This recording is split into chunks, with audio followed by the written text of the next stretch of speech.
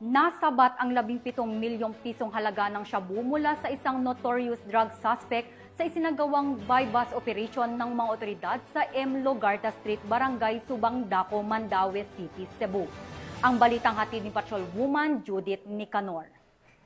Nasabat mula sa isang notorious na drug suspect ang tinatayang 17 milyong halaga ng hinihinalang shabu sa sinagawang buy-bust operation ng kapulisan ng Mandaue City sa M. Logarta Street, Barangay Subang Daco, Mandaue City, Cebu nito lamang nakaraan.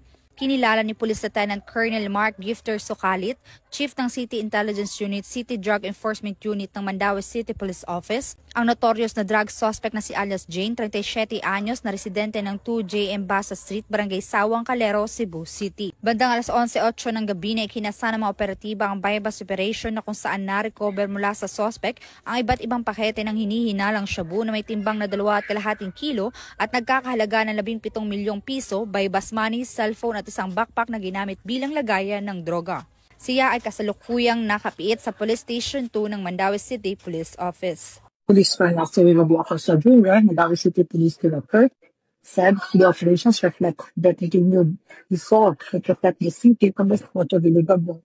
He said that the MCPO will remain aggressive, yet local in the operation. The communities deserve a safe environment free from the influence of illegal drugs. Ang operasyon ay pinangunahan ng Mandaue City Police Office, City Intelligence Unit, City Drug Enforcement Unit, Regional Intelligence Division 7, Regional Drug Enforcement Unit 7, Police Drug Enforcement Group 7 at Philippine Drug Enforcement Agency Regional Office 7 sa M. Logarta Street, Barangay Subang Daco.